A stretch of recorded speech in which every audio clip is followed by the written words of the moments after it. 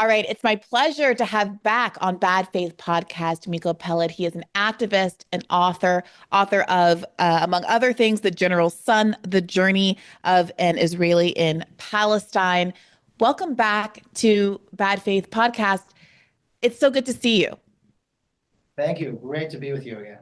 I also don't want to miss that you are also now the official founder, is it, of Palestine House for Freedom? Yeah, Palestine House of Freedom. I'm the founder and president of this new organization and space that we have here on Capitol Hill in Washington. Yeah. What's the hope for this organization? I'm sorry. What's the hope? What are the goals of the organization? Well, the broader spectrum of the goal of the organization is to shift the conversation in Washington, D.C. from being decidedly Zionist and pro-genocide and pro-apartheid to one where we discuss how we dismantle the apartheid state and establish a free democratic Palestine with equal rights on all of historic Palestine. And the mission, the particular mission that we have as a nonprofit is through education. And so we've embraced a very robust interpretation of the word education. And we have a variety of avenues that we operate in order to do that. And we're relatively new. We really got into the space and started working last year.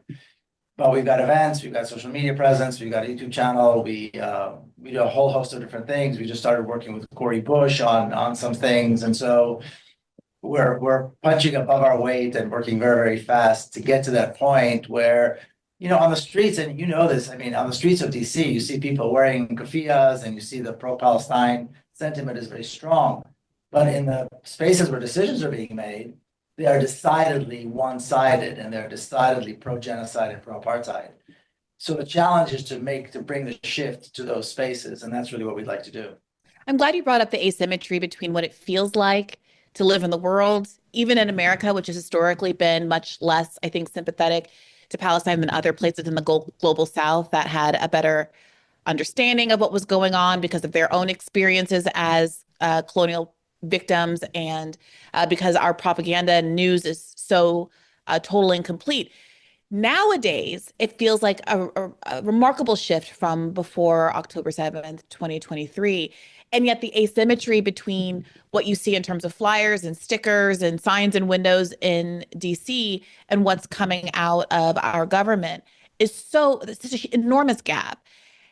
That gap in some ways was further exposed in at the Oscars the other night, where again, you got this breakthrough win from No Other Land for Best Documentary Picture, a film about the West Bank, but from a filmmaker that's been documenting what's been going on in his life with his family for, I think, 5 years, obviously long before October 7th. And so you see, there's obviously some people in the Academy who are voting for these awards who are supportive of this project. Yet the pressure that's been put on individual actors and people within Hollywood, some of whom have spoken out anonymously, some of which have come out in some recent reporting about how much pressure they have not to talk about Palestine and not to show their support from Palestine, really shows that this is not a numerical game, right? We have kind of the numbers on our side, and yet shifting Congress is such a huge obstacle, and shifting some of these institutions that seem to be captured by these interests is such an uphill battle. So I'm curious, they're working with Corey Bush and others, I presume.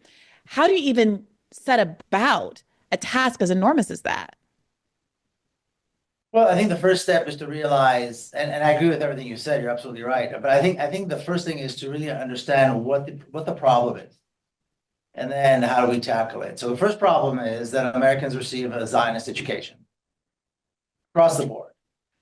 You talk to Americans, anywhere, you say Palestine, half the time they confuse it with Pakistan, right? And then the other half, they've never heard of it. They don't know what you're talking about. You say Israel, everybody knows what you're talking about. People know the Holocaust, they know the suffering, they know terror, if they ever heard of Palestine, it's always in some negative context. Israel is, of course, the Bible and whatever our ally, finding, all the supposedly good stuff. So that's a result of a lot of work that's being done for a very long time. I would say at least 100 years by the Zionists in this country to make sure that they can influence education institutions and the educational establishment in this country, that they influence the media, that they influence entertainment, like you talked about, and so on. So we need to understand what we're up against. And then when someone runs for Congress, they're already a Zionist, and now they've got all these interest groups, Zionist interest groups, and people go AIPAC, but they're a lot more than just AIPAC, that are making sure they toe the line in a big way. And we're kind of absent. We don't have the resources. We don't have the ability to really challenge them in a big way, but we have to find a way to do it. And so the biggest challenge that we see that we're working on,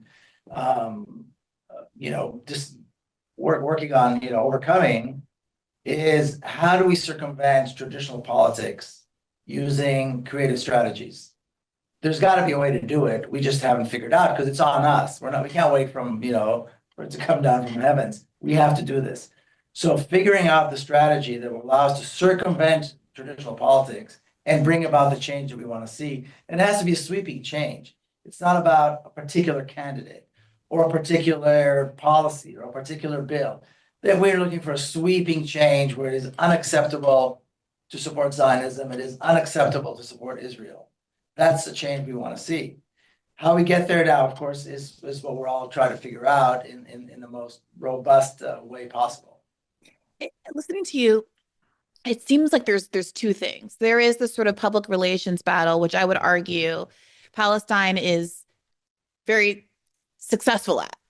It's been kind of had some historical successes in the last year or so in terms of shifting public attitudes to be more positive to Palestine and more negative to Israel and its genocide in Gaza.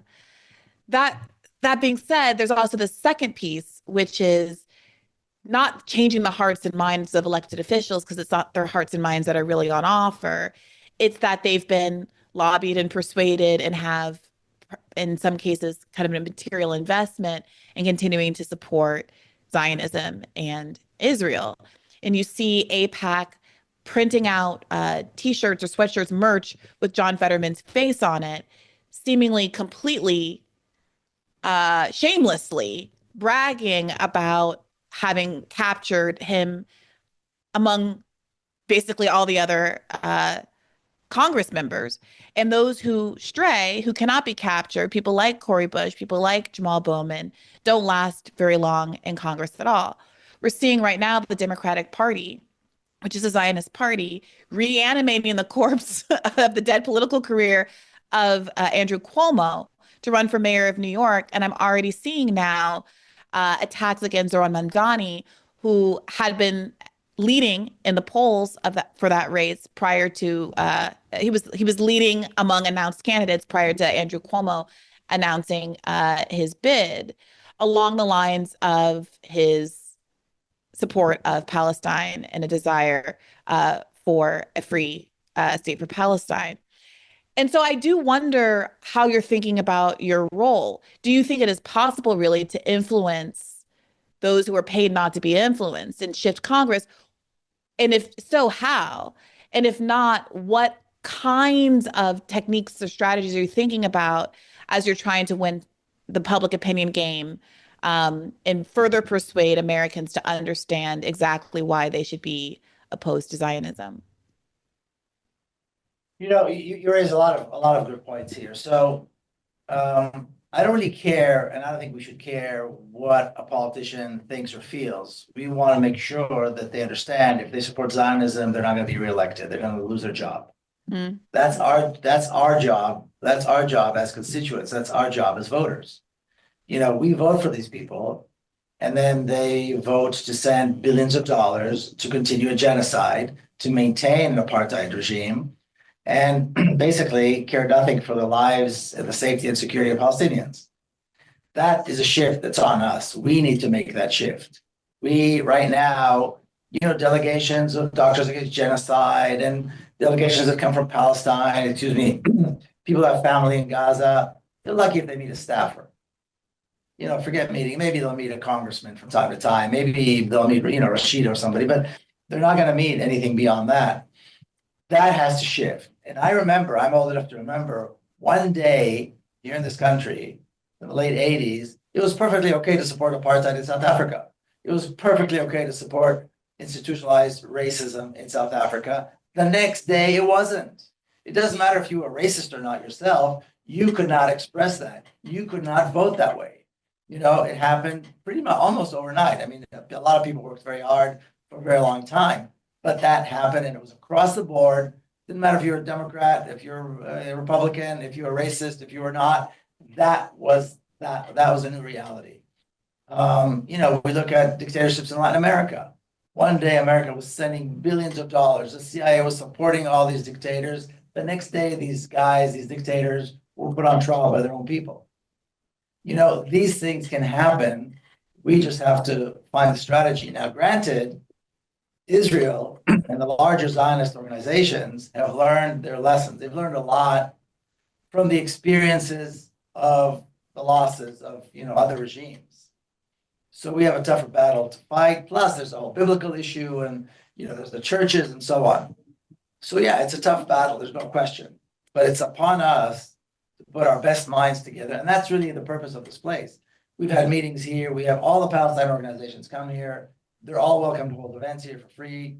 It's a big space, and everybody's been here. Everybody's hosted events. We host our own Palestine Connect events here once or twice a month, and we need to all get together here as a central place, and that's why Corey Bush came as well to formulate how we're going to do this, because that's on us, and time is not working for us.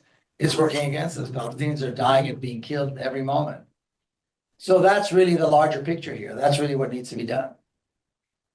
Well, last time you were on the podcast, we spoke at length about your own personal trajectory. So I don't mean to make you retrod that, but it is interesting talking to you as someone whose own family, through your book, The General Son, was it your grandfather who was part of the founding of the state of Israel, having gone through this personal trajectory of being raised in this, not just the Zionist education that Americans get, but arguably a hyper Zionist, core at the root, Zionist education. And then to have come out of your understanding of the world in part through a personal tragedy that might have turned people in the other direction, right? The killing of your niece by a suicide bomber might have made many people run deeper into whatever beliefs they had about the inherent lack of value in Palestinians, or we know the language that's used, that The Intercept has tracked disproportionately used with respect to Palestinians, barbarism, all of those kinds of things. But you had the other turn in the other direction and sought out understanding and sought out Palestinian Americans in the community you were living in to try to understand why these kinds of things were happening. So when I talk to you, I am particularly interested in your insights on how people change their minds and what motivates people to see communities differently than they were raised to see them. And to that end, I do wonder what your thoughts are on the potential utility of a film like No Other Land, what it means for it to have won this Oscar, and also what it means for it to have had no distribution in the United States, despite the acclaim it's been getting.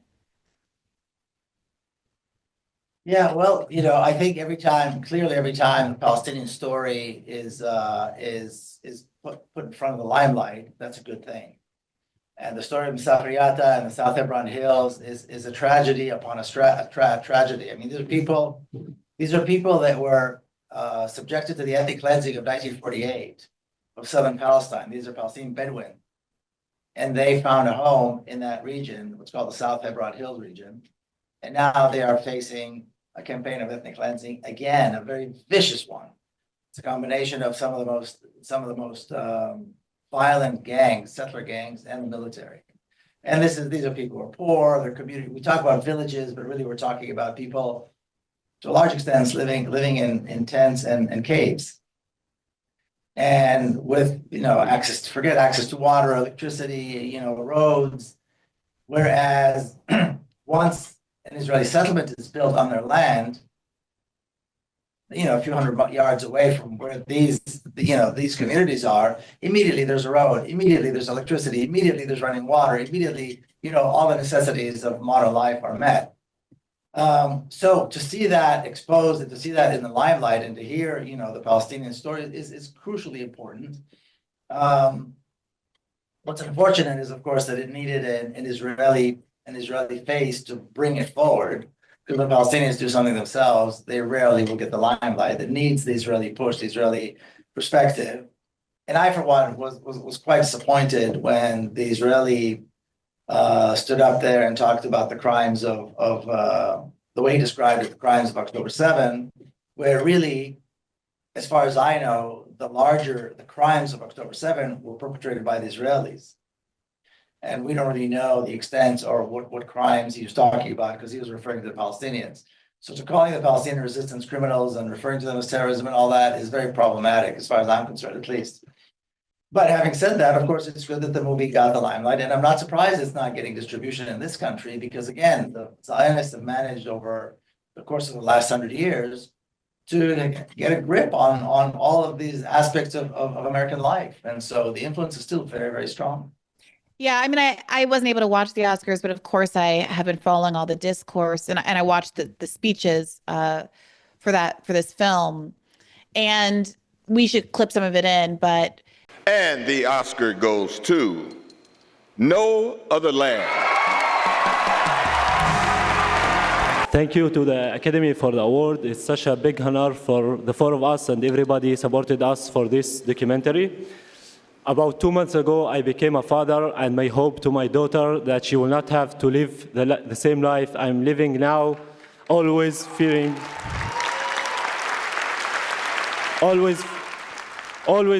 settlers' violence, home demolitions, and forest spill displacements that my community, Masafriyatta, is living and facing every day under the Israeli occupation.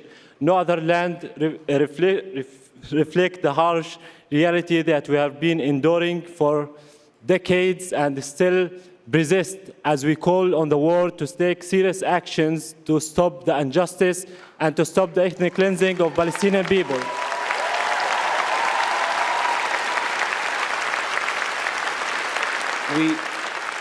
We made this film, Palestinians and Israelis, because together our voices are stronger. We see each other. The atrocious destruction of Gaza and its people, which must end. The Israeli hostages brutally taken in the crime of October 7th, which must be freed. When I look at Bassel, I see my brother, but we are unequal. We live in a regime where I am free under civilian law, and Bassel is under military laws that destroy his life and he cannot control. There is a different path, a political solution without ethnic supremacy, with national rights for both of our people. And I have to say, as I am here, the foreign policy in this country is helping to block this path. And,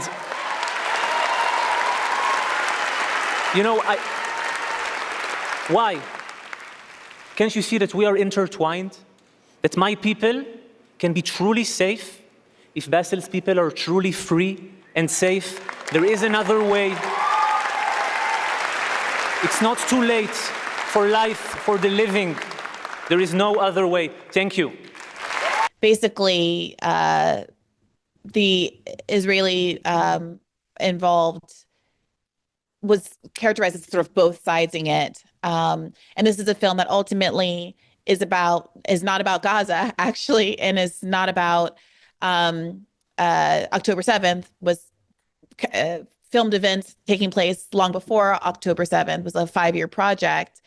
And it did seem to some folks that injecting that narrative into this cheapened the moment and made it seem like a kind of all sides are bad, can't we all just get along, instead of this systemic occupation, oppression, ethnic cleansing that's been going on for decades and decades now. And I really appreciate you in particular, Miko, for being such an unabashed voice in this arena. There have been these sorts of efforts at a kind of liberal Zionism, revisionism, I think we all see happening, especially as the genocide has gone on over a year. And even many Zionists are appalled by the fact that this is sort of a bad look for Israel. And I'm going to play some clips a little bit later where John Lovitz, who was one of the hosts of Pod Save America, makes the case that he's been critical of what's been happening in Gaza because he thinks it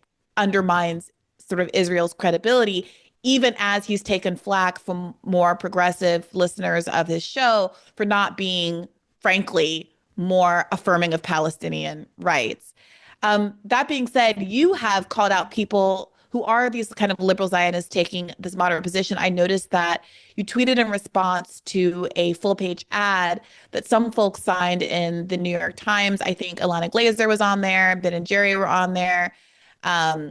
Peter Beinart, who's been on this show, was on there, kind of, saying no more ethnic cleansing, enough is enough. Some folks might take that as a win. You push back against sort of the framing of that ad. Tell us why. Well, I think it's great that people oppose ethnic cleansing. I don't think it's worthy of an ad in the New York Times. Mm. Everybody should be opposed to ethnic cleansing. The fact that they thought that Jewish people need to stand up and say, well, we oppose ethnic cleansing, okay, is not taken for granted. What are you for? And that's the part that's missing. The liberation of Palestinians is what we should be for, and that's what should be put. That's worthy of an ad in the New York Times. Dismantling the Gaza concentration camp is worthy of an ad in the New York Times, and talking about the future of the 2 million people that have been imprisoned in this concentration camp for decades upon decades upon decades. That's worthy. You're against ethnic cleansing. Well, first of all, where were you in the last 100 years? Yeah. The ethnic cleansing didn't start now with Donald Trump coming out with this plan, right? It's been going on for a very long time. So I think it's safe to assume, we should assume that everybody opposes ethnic cleansing. Now, what we need to emphasize that we're for liberation, that we're the liberation of the Gaza concentration camp, the dismantling of the camp, ensuring the lives, the security, the safety of Palestinians, making sure that they have unconditional and unrestricted travel rights throughout all of Palestine, access to all the resources that they need, which exist in abundance right outside the concentration camp. That's what we should be for. That's worthy of an ad in the New York Times. To say I'm against ethnic cleansing, okay, I thought it was obvious. Aren't we all? You know what I mean? That's the problem with that. What are we for? Nobody's willing to put out an ad and say, here's what we are for. In fact, here at Palestine House of Freedom, we're actually working on a document to say, well, what are we for? Guaranteeing the safety and security of the Palestinian people, guaranteeing their liberation, dismantling the apartheid state, allowing Palestinians to access the resources that exist in abundance, a 5-minute drive outside the gates of the concentration camp or the walls of the concentration camp. So to me, that's worthy of a discussion. That's worthy of an ad in the New York Times. To state the obvious, okay, so there are 500 or however many there were Jewish people that oppose it. I thought it was obvious. Yeah, I think what we're getting to is this sort of one state solution of it all. And this kind of liberal Zionism, it kind of occupies this space where it maintains the fig leaf of a 2-state solution, is what it feels like it's doing to me. I'm curious what you feel like it's doing to you. There are people who are able to kind of lend credibility to this notion that the problem isn't the Zionism and the problem isn't the apartheid and the separation. The problem is simply the most recent crisis of this genocide. And statements that disavow that, to John Lovett's point, shore up the status quo in a way that is a problem. I got this question recently. I was on Tavis Smiley's show a week or so ago, and there was an audience question that was basically along the lines of, well, okay, but what about why haven't Palestinians accepted the 2-state solution? And similarly, in this clip I want to play for you, in an exchange between John Lovitz and Bill Maher, Bill Maher's sort of rejoinder as to, why he thinks the woke have gone too far on this particular issue comes back to, well, what about the 2-state solution? What about the 2-state solution? And I do wonder how prominently you think that moving people away from thinking that the 2 states is a viable solution is part of this sort of persuasion project that you're now heading at Palestine House of Freedom. Well, it's funny. I was on Tavis Smiley show years ago. I just remember that. So the two-state solution, when people bring that up, I wonder, first of all, what are the virtues of a two-state solution? And I haven't found anyone who can answer that question. Well, what they say, you know what they say, Miko? They say Arabs are barbarous and we can't live next to them and they'll murder us in our beds. So there has to be separate. I mean, that's literally what was said to me. Again, we should clip this in at a now infamous event I did in New York last summer with Constantine and Eli Lake and a third, a bunch of other people. There are 2 million Arabs that live in Israel. There are 0 Jews that live in Gaza, right? It's a relevant data point. And I suspect what Briahna is saying with right of return, and I think you said something that this place called Israel, or so-called Israel or something. I suspect, and this is the weird conversation that we're having when people talk about Zionism these days. Incredible to me that I'm like, I thought this was a settled matter. Zionism is about this creation of the state of Israel, which was created. Are you a Zionist or are you an anti-Zionist? What I'm trying to figure out is if my opponents here believe that the state of Israel should exist at all, and if we should wipe a UN member nation off the map, because that is effectively what right of return is. The right of return is not take 7 million refugees, and this number expands. These are people who have never been in the area, have resettled other places. And Benny Morris's book is far more nuanced than that is allowing, that there were people who were expelled, there were people that were forced out by their own side, etc. Benny Morris has actually said this, and you quoted him, so let me go to him, that if you do have right of return, which by the way, 7 million people doesn't mean 7 million people that go to the West Bank and Gaza. Very specifically doesn't mean that. It goes to what Israel is now. In what Morris said, and I think it was an article for Tablet, he said, the response to this is if you think October 7th is bad, this is going to be a giant bloodletting. This is not as if 7 million Danes are coming in. These are people who have an ideological predisposition. So I think that we have to not talk about Arabs as though they're somehow constitutionally different than Danes. I don't know why we would essentialize populations in that way. We have to be open to the idea Danes don't that do the people... October 7th? Wait a minute. Muslims didn't do October 7th. Not since the Vikings, to be Gazans fair. didn't do October 7th. And if you're adopting the worldview that everyone in Gaza, the 2.3 million people, are responsible, then you are very much in line with Netanyahu's right-wing government, who thinks that and therefore thinks it's appropriate to violate international law by doing collective punishment on the population, literally starving them to death, having them on the brink of famine, killing 13,000 kids. There was a very passionate description of the graphic reality of October 7th at the beginning of this talk. But there's a follow-up question. Okay, go ahead. If we're talking about a two-state solution where one side gets the lion's share of the country and the other side gets a smaller portion, how is it decided who gets what portion? Because right now the assumption is Palestinians should agree to take the smaller portion, right? Which is 20% of their homeland. Why do the settlers and colonizers and the purveyors of the genocide get to keep the lion's share of the country and the Palestinians need to get the smaller portion? And then the third question is, how do we go about making it happen? The two-state solution is an absurd notion. It's a Zionist idea. There's a reason why it's a Zionist idea. Because it allows the Zionists to continue to control Palestine, to take more and more and more chunks of Palestine in order to, which they already have really. There's no West Bank really anymore. It's just an expansion of what Israel was before 1967 and what they call communities, this is how they describe it, communities of hostile populations, which are ghettos where the Palestinians live with no rights. So you've got 2 million Palestinian citizens of Israel, 2 million Palestinians in the Gaza Strip, 3.5 million Palestinians in what used to be the West Bank, and about 6 million Israelis. So how is the two-state solution exactly going to work? And someone tried, I think it was Kim Iverson or somebody, is trying to describe that there'll be a tunnel and there'll be a bridge and there'll be a this and all of this for what? Well, what are the virtues? To do what? To keep Israelis living in some kind of a bubble, in some kind of a privileged bubble within Palestine? The whole thing falls apart once you start, analyzing this idea, this notion of that this is somehow a solution. The reality is there's a single state over all of Palestine. It's the apartheid state of Israel. Now, we have two choices. accept it if we accept apartheid, or resist it and bring it to its dismantling, and establish a free democratic Palestine and all of historic Palestine with equal rights.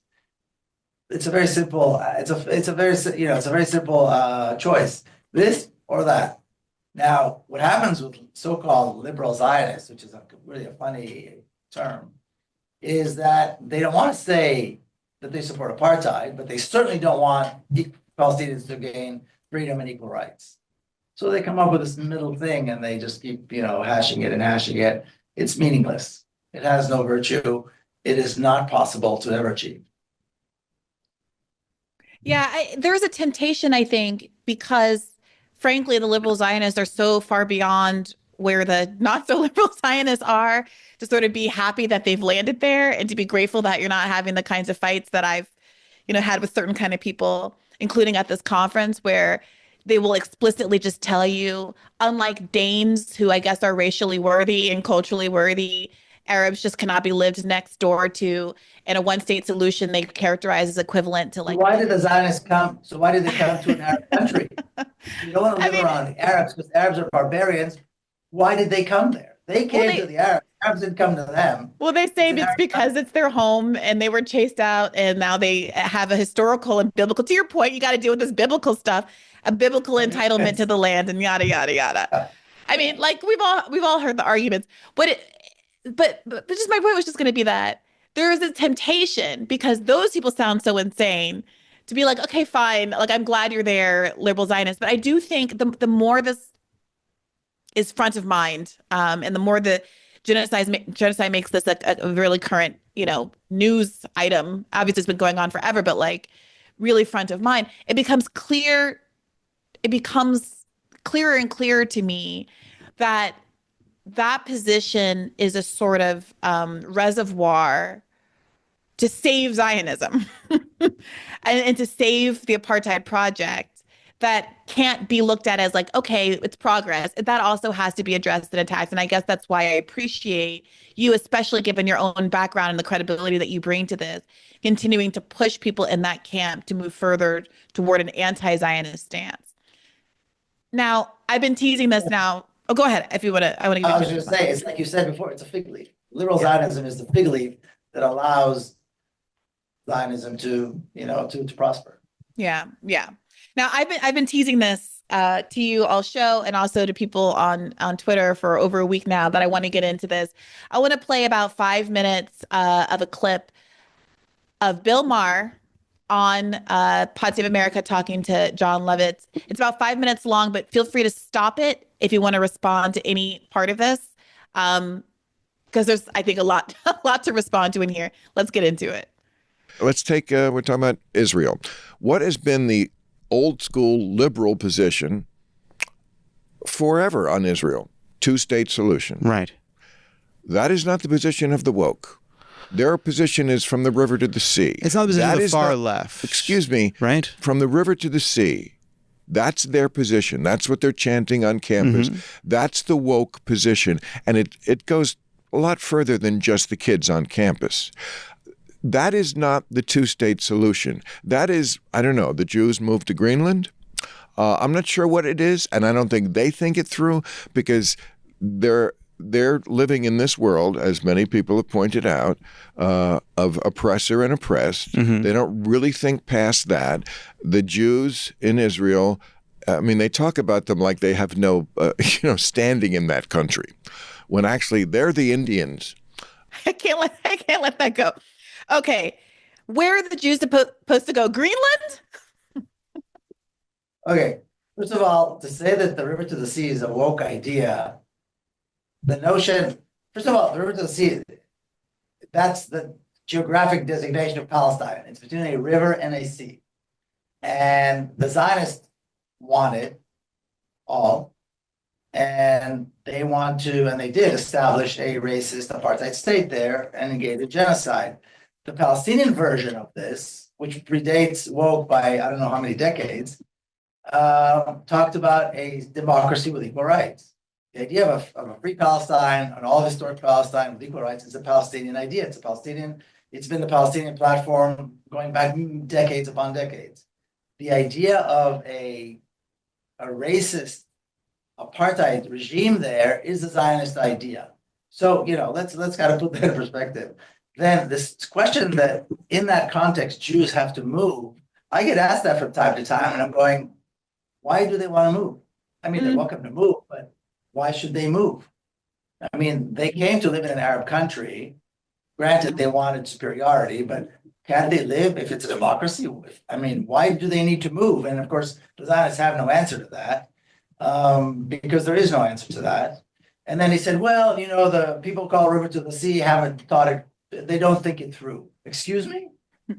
They're presenting the idea of a river to the sea, a free Palestine with equal rights from the river to the sea, is the most advanced, the most progressive, the most well thought out, the most hopeful notion there is. They haven't thought it out. They have thought it out very, very well. And that's why they continue to say it. And good for them, especially on the campuses. And students on campuses, I remember in Colombia, they were chastised by, people are supposed to be pro-Palestinian. They shouldn't say river to the sea, it's offensive. And as soon as these people left, the kids grabbed the mic and started chanting from the river to the sea. And then the last part where he said the Jews are the Indians. What do you mean the Jews are the Indians? The Jews came 100 years ago. Most of them. Yeah, there always a small Jewish community that was indigenous to Palestine. Very small. And they, by the way, opposed by and large the idea of a Jewish state. These are the ultra-Orthodox communities that existed in Jerusalem and Hebron and some of the other places. And they resisted the Zionism. They rejected Zionism. And when the state was established, they asked the United Nations to give them a special kind of status. They did not want to become citizens. And to this day, they refuse to serve in the Israeli army. To this day. And when they're asked by the Zionists to say, well, what's the matter? Hamas is trying to kill you too. They say, excuse us. We didn't want sovereignty. We didn't have a state. We came here to worship. So the Jews are the Indians. I mean, the guy is just completely unhinged. Yeah, it's in an earlier clip that I won't be playing for you. Maybe we'll clip it in. But Bill Maher does the whole why won't Arab states take Palestinians argument. So it's in stark contrast to where are the Jews supposed to go? Greenland? He has no compunctions about thinking that Arabs are supposed to go somewhere else. And using the exact Nazi argument of nobody wants to take the Jews. This must be an indictment of who they are as a people. They must be bad. He, of course, applies that like so many people have done to and again, the Jews came, if the Jews don't want to live among Arabs, what are they doing moving to colonize an Arab country in the middle of the Arab and Muslim world? They say this a lot. It's part of the Israeli discourse. Well, if the Danes or the Norwegians were neighbors, we wouldn't be in this problem. You came here. They didn't come to you. Go to Denmark. Why did you come to Palestine? Yeah. All right. Let's keep going. Okay, but they've been always, from 1947 on, now, of course, you leave a deal on the table for 75 years, people do get a little tired of having the deal not taken. But traditionally, Israel has tried to make that happen for a very long time. It accepted the idea of a partition and a two-state solution, and the other side never did. And somehow the woke found themselves, they do this all the time, they're so progressive that they do things that are completely anti-progressive. Yes, let's align with the people who give women no rights because we're the liberal people. Let's align with the river to the sea, no partition. So again, I'm where it always was. Two-state solution. But the reason other I people hear that, have gone to a different place. There's always been a center left, and a left. That's always been the case.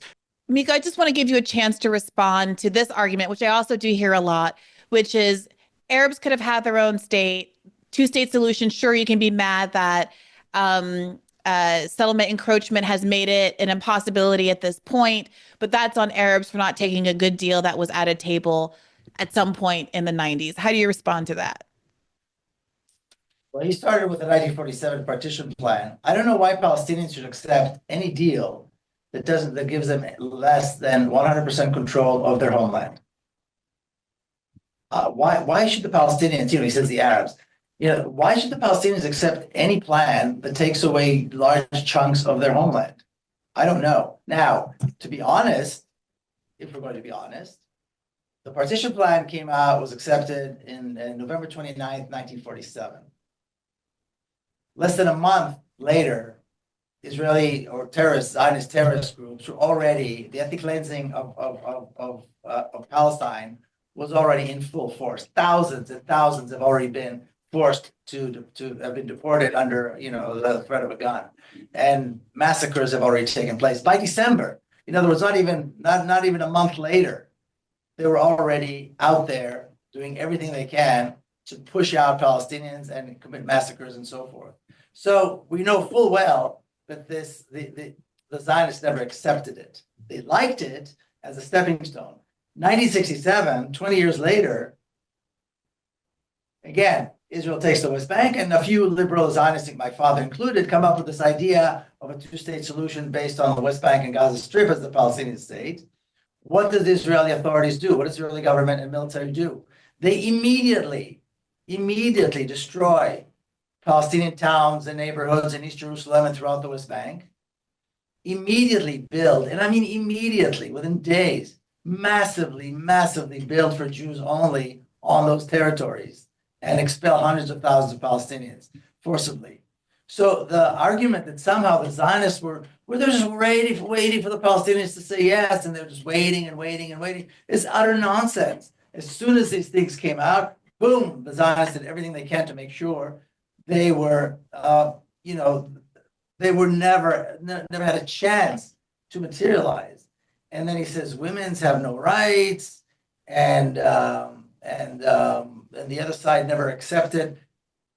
This is such nonsense Zionist propaganda. Palestinian women have no rights. Palestinian universities at universities with women in them, women's colleges, education, far more advanced than most countries in the West.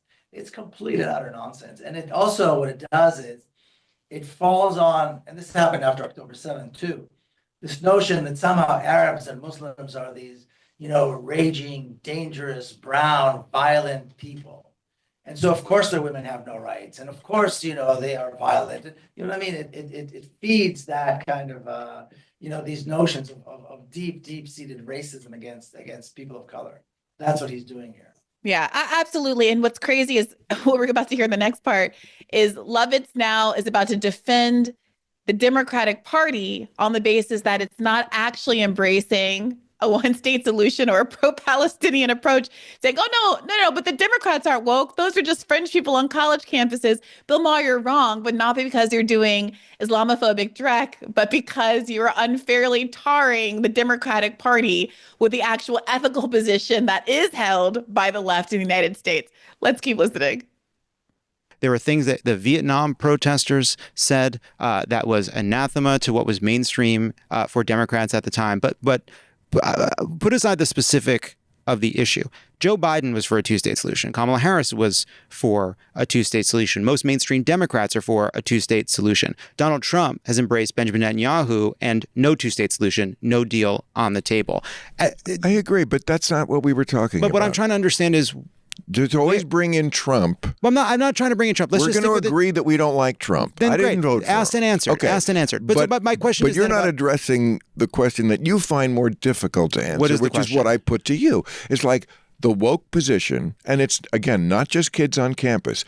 So they're about to move into a different point, but I don't want to lose sight of this, and I want to ask you about it.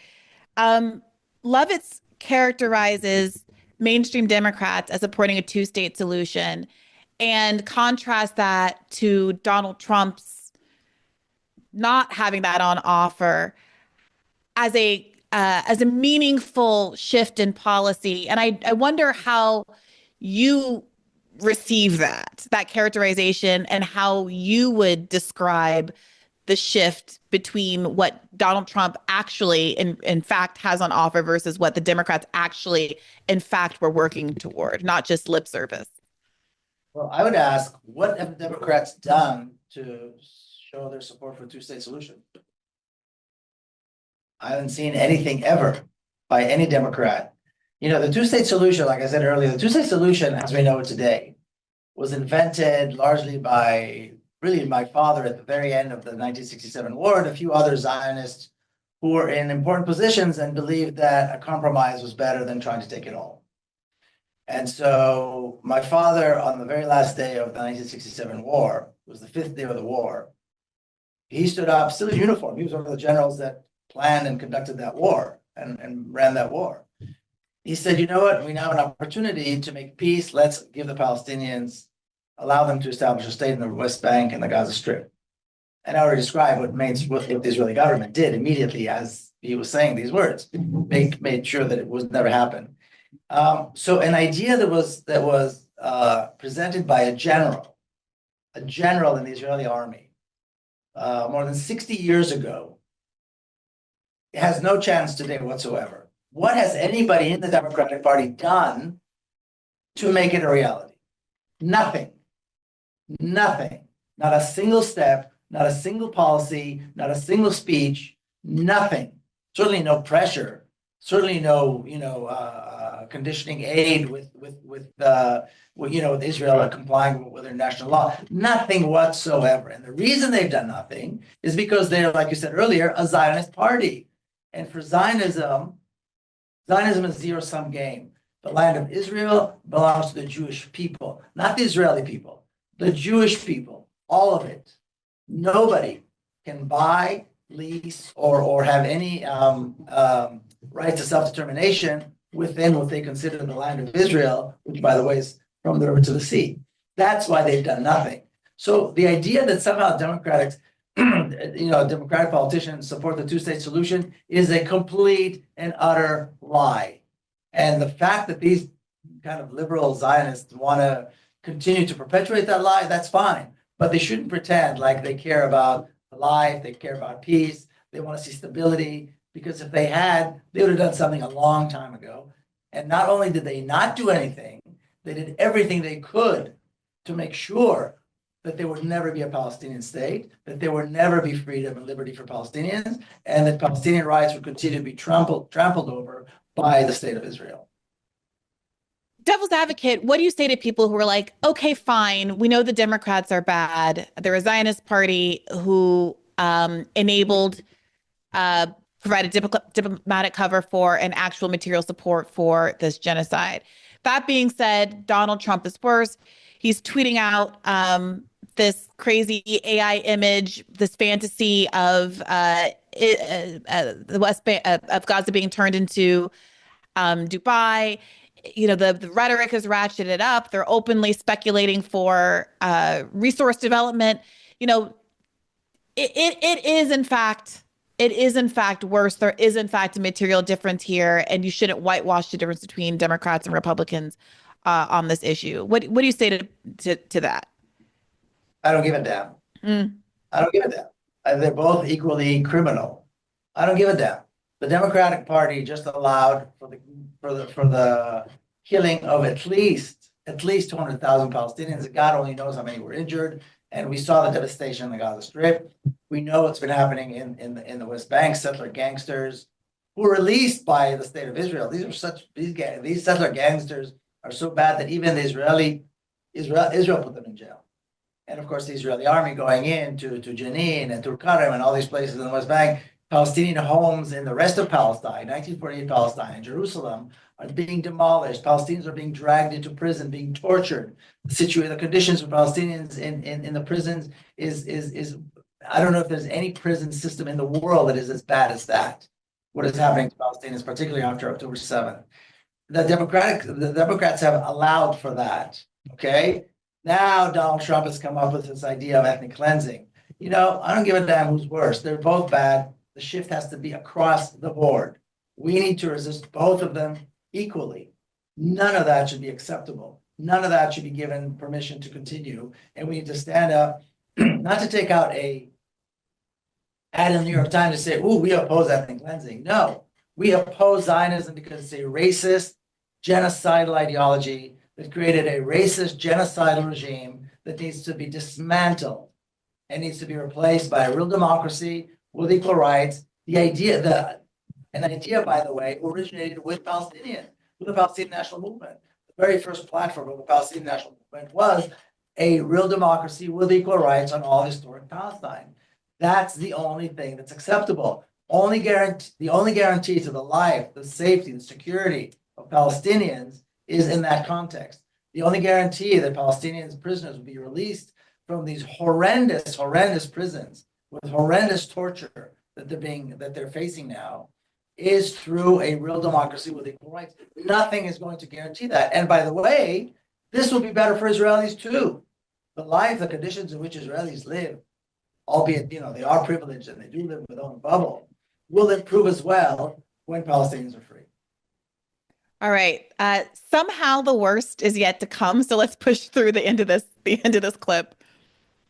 Pod Save America, I've taken a lot of shit for what I've said about Israel, my belief in a two-state solution, my horror at what Benjamin Netanyahu has done, but my belief that we ought to be critical of Israel, not just because of what it's doing, not just because of what it has done in Gaza, and not just what it has done to the Palestinians, but because it is not in the interest of Israel to create the conditions that they're creating. I am not what you would call woke on this topic, but More neither woke than are me. But not what elected Democrats are saying, which I think represent like the people that would ultimately be wielding power. So like, what are are there issues where you see like the mainstream Democrats, elected figures, not people on college campuses or organizations that have moved left because they're captured by whatever lefty part of their staff or whatever? I know where you're going, and I agree mostly, which is that the Democratic politician is generally not a crazy person. The crazy, if you're talking about crazies, I used to say the difference between the parties is that the Republicans have found a place for their crazies. Unfortunately, that place is elected government. And it's kind of true. Like, there's no equivalent quite of Marjorie Taylor Greene on the left, although there are people like Ilhan Omar and AOC who I don't agree with on a lot of stuff and I think are crazy on a lot of stuff and say things that are real eye rolls. Fair enough. I don't agree with that, but I just don't. But I'm not saying I just said they're not as bad, but they are eye rolly. Absolutely. There are things you disagree with. And I disagree with, and also just, I mean, it's one thing to have interest in another country. It's another thing to sort of be the Palestinian representative in the Congress as opposed to representing Michigan. Yeah, well, maybe she feels an obligation, a moral obligation, that the best way that she can represent her values is to be this one voice. But she's in the American government. Right, there's 434 other members of the House. So one should be from Palestine? I'm not saying one should be from Palestine. I'm saying that's that she what it can seems in an like. important debate. Well, it's what it seems like and what it is. She's obviously representing her constituents. She has a lot of Palestinian constituents, but also feeling like that is a role that she can play in an important debate, that she is not just a member of Congress for one district, but she is representing a point of view that she doesn't feel like is often represented. I don't think there's anything wrong with that, even when, by the way, I have been extremely critical of what she has said. Okay, Miko, the temerity to accuse Ilhan Omar of being beholden to Palestinian interests in Congress and to be a representative from Palestine, while there exists a lobbying group called AIPAC that is openly bragging about how much they have bought out politicians, so much so that they're putting John Fetterman on T-shirts that they're selling from their store. What do you make of it? Well, I think it's telling that he's comparing Marjorie Taylor Greene to women of color in Congress who dare to speak up and speak their mind. The crazies for him, this privileged white racist son of a bitch, are women of color who dare to speak their mind in the Democratic Party. I think that's the big issue here. It's not about Palestine. This has nothing to do with Palestine. This is pure and simple patriarchy and racism, which he represents, I think, to the fullest. That, this privileged son of a bitch, this is exactly what this is. These are the ones that he decided to point out as crazies in the Democratic Party. Women of color who have a strong opinion and are not afraid to express them. That's what this is about. That's what this guy represents. And from there, everything else falls into place. So, of course, he has all these other opinions about Zionism and Palestinians, about on and on and on and on and on, because this is the basic framework. This is where he comes from. Yeah, there's a famous parody piece. I always attribute it to The Onion, but it's actually McSweeney's, that's called titled "I support strong women of color unless they're politically to my left." And Bill Maher and like a lot of mainstream Democrats very much embody that meme. It's an interesting theory that all of his kind of bad takes, for lack of a better word, stem from that sort of a core issue. Because I don't know if you know this, he was notorious in like the 90s for dating Black women, including this woman who was pejoratively referred to as, can I say this, a superhead? I think she was a video vixen who had dated a lot of hip hop stars, if I recall correctly, and also Bill Maher. And he always struck me as the kind of person who liked the idea of having power over his romantic. I'm just doing armchair psychology here. This is not real. This is not journalism that I'm doing right here. I will caveat this. But he always struck me as the kind of person who was attracted to like the other in sort of an edgy and cool way, but also very much like to be dominant over his sexual partners. And that led him to want to be with someone like Superhead, who he would, I'm sorry, she has an actual name. Kareen Steffens, I think was her name. It was her name. Because he could have that sense of cool factor and edginess and like be sharing space with these like rappers and hip hop stars and stuff, but also like never have himself challenged in any meaningful way. I think presumably, not that she couldn't challenge him, but that he would presume that about her. So I kind of like this take. I don't think it's uncharacteristic of racist white men to fall in love with women of color. I mean, I don't think that's uncharacteristic. I think there are other cases that we know of men like that. Yeah, for But sure. there's no question. I mean, the ease with which he pointed out to Ilhan, AOC, and Rashida as crazies is telling. Now you juxtapose that with the rest of his ideology, with the rest of his, the stuff that he says, and the vitriol and the Zionist stuff.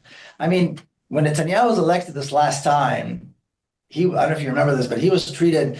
He came on Bill Maher's show, and he was treated like a god, like Moses coming down from the mountain. It was just it was idolatry. It was disgusting. My first question, Kanye West this week has said, I'm a bit sleepy tonight, but when I wake up, I'm going DEFCON 3 on Jewish people. Will Israel retaliate?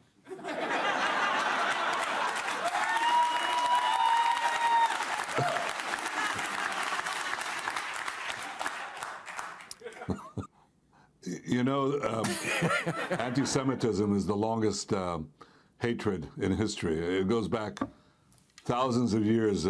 We've dealt with bigger problems than these stupidities. But, the communists blame the Jews for being capitalists. The capitalists blame the Jews for being communists. You have a problem, blame the Jews. He wasn't the only one.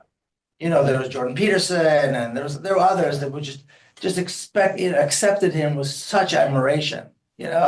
These guys are racist white men, and they love this expression of this Israeli who used to be in the special forces, who killed Arabs, who has this glory behind him, who speaks his mind, whose English is, by the way, very, very good. They just love that image. They adore this image of the Israeli hero, which is not really a hero because didn't he grow up in Pennsylvania? Didn't Netanyahu? He grew up in both places, but then he went to school in Jerusalem and he served in the Israeli military. He and his brother were officers in this. Well, I was saying, I would expect his English to be good if he went to the high school or whatever in Pennsylvania. Exactly. They lived half here, half there. But they love to adore. And the thing is, the glory and the heroism of the Israeli military was built on the backs of Palestinian kids, people who never had an army. This glorious, operations in Lebanon and here and there against who? People were largely civilians and were killed in their beds without any ability to defend themselves. That's the glory. So a guy like Bill Maher looks at a guy like him, and obviously he's impressed. But I think, again, it goes back to this very, very basic, racist, privileged, white SOB-ness. That's really what it's about. Yeah. I don't think it's any more complicated than that. I mean, what do you make of Bill Maher? He's someone, he's half Catholic, half Jewish, as I recall, and spent much of his career and really made a name for himself being really skeptical of religion and critical of religion, and having a movie about how dumb it was for people to be religious. And this was during the Bush era where kind of Christian nationalism that really religion was a huge part of the right's pitch, and conservative values and all of that were really central to what it meant to be a Republican. And a lot of left movements framed themselves as atheist and oppositional to religion as necessarily conservative politically. And that's why I think you have leftists like Kulinski, whose internet, what do you call it, YouTube name is still Secular Talk, because like the secular movement was so associated with the left movement as oppositional to the conservative movement at the time. And for him to be this guy who was all about how religion is dumb and makes you do dumb things and fight crusades and kill a bunch of people that you don't know in the name of God, to now fully embracing Zionism, it's like a bizarre heel turn that I don't think has been talked about enough. I think he was Zionist going way back. You know what I mean? But what happens is with liberal, maybe it's not to do with liberal, but what happens is, people latch onto Zionism as an alternative to religion. So Israel becomes the God. Israel becomes the idol. The Israeli flag becomes, that becomes the issue. So they don't see that their Zionism is a bad thing. I mean, the Nazis, they're National Socialists. They were not religious, but it was it's like a massive cult, right? Zionism is very similar. It's like a massive cult. The country, the state. People often ask me about how I was raised. Every dinner table, every conversation was about the state, the army, the military, the state, how we contribute to the state. Is it good for the state? It's a brainwashing that's so intense. And you look at education, like especially Zionist education institutes here, what they call the Jewish day schools and so on, they are a breeding ground for the worst kind of racism, because they're Zionists. These are basically Zionist breeding grounds. They're breeding grounds for Zionists. And they are racist to the core. They have the Israeli flag everywhere. They celebrate Israel like it's this thing. There's no thought to the fact that this is like a pseudo-fascist ideology. It's insane. But they've taken on this, these secular people, secular Jews, or maybe not Jews. They've taken on Zionism as an alternative to their religion, and they idolize it and they worship it. And they go to Israel and they go to a military base and they volunteer and they feel like, they're walking in the footsteps of I don't know who. That's what this is about. So, I mean, the disdain for religion doesn't necessarily come with a disdain for racist ideology, which is what Zionism is. In fact, it could go hand in hand, I guess. That's a really, I'm going to have to sit with that for a while. It's a really interesting idea. Just as we wrap, I wanted to ask you about domestically attitudes toward Netanyahu. Obviously, there's been a lot of media coverage of the Bibas children in the last couple of weeks. They lit the top of the Empire State Building orange in commemoration of the fact that they had red hair. There's been obviously the death of these children is tragic. The death of all children is tragic, but it seems to be reflective of an obvious pattern, the same way the 40 beheaded babies story was used to manufacture consent to kill 40 Palestinians a day, every day for the duration of this genocide, to ramp up next steps in Gaza and to continue to kill and to ethnically cleanse the area in the name of these children. At the same time, there has been reporting that the family does not want Netanyahu to be talking about them and using them in this way, and to be saying things about how they were killed, which are not supported by the evidence. Arguments that they were strangled to death brutally and all of these kinds of things, when it's likely they were killed in an Israeli airstrike on October 7th or immediately thereafter.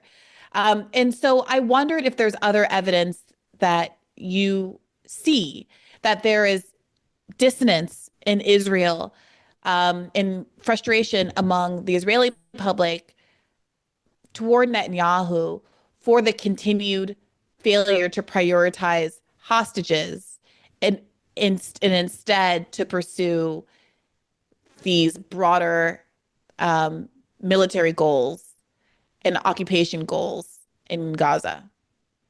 Well, Israelis are divided. Some of them, they either love Netanyahu or they love to hate Netanyahu.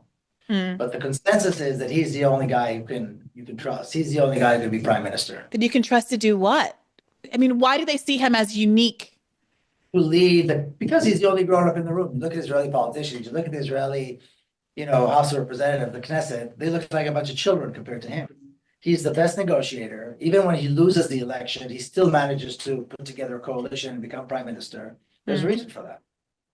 Israelis feel towards him a sense of, admiration. He's the only guy that can get the job done. That's why he's politically sound. He's under no threat of losing his job, or being voted out. And he does a really good job in terms of negotiating all those things you just mentioned. He brought back some of the hostages. He managed to limit and now stop the humanitarian aid, because most of the criticism is that the fighting ended, that the killing stopped, and the humanitarian aid is being allowed to enter. Well, now he stopped that, and he's promising he's going to go in and continue the killing, and he's also managed to bring back some of the hostages, and of course blaming the Palestinians the whole time. So he knows how to manipulate the situation and always come up on top and come out the winner in terms of Israeli public opinion. And so his government, his coalition is secure. He's not going anywhere. If there were elections, I have no doubt that he'd be reelected. He'd become prime minister again.